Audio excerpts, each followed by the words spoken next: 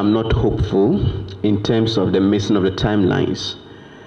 And I do not, from where I sit, even think we should pay so much attention to these structures. They are important, but let's look at them in the long run. If we want to put the implementation of the bill or the law on these structures and timelines, we are not going to get anywhere.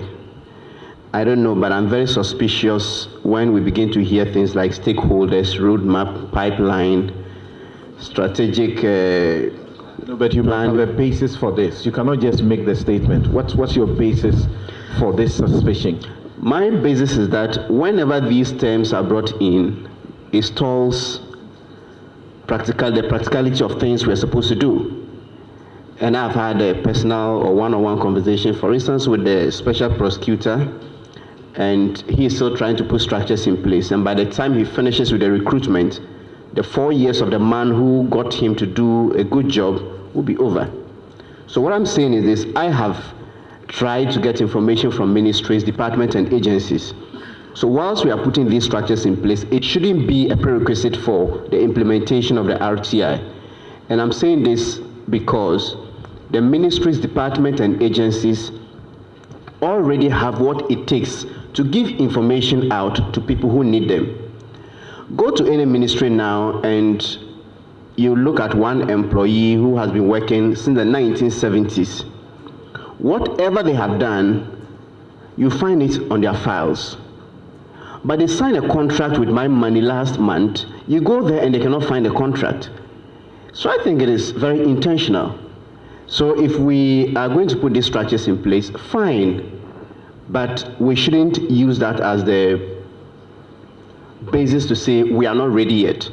Because almost every ministry, I think every ministry, and a lot of the MMDs have websites. There are certain pieces of information that they shouldn't even wait for us to go and demand.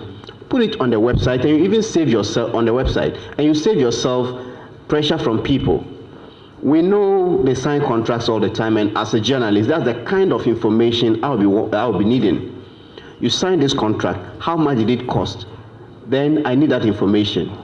We have instances where Citizen Ghana movement, in the case of the bus branding, they went to court, and the court compelled the ministry and the government to release information. We have seen for the Kelny GVG contract.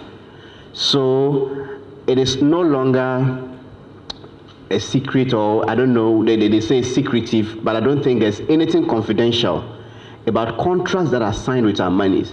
And I'm happy lawyer Ampar made mention of this so-called national security. It isn't even every transaction of the Ministry of Interior or Defense that should fall under this.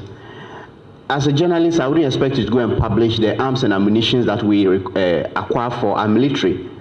But if the Ministry of Defense is buying uniforms or army boots, I need to know how much it costs. I don't see how that would compromise the security of the state when some procurements are made. So for me, while all this is going on, we should also push for the practical aspect of it. They have what it takes to give the information. So when the time is due and we go asking for information, we shouldn't be hearing excuses like, well, there's this timeline, this has to be put in place, it is not there yet, so we can't give you the information. When we put emphasis on that, the bureaucracy is going to find a very good reason to delay the implementation of this law.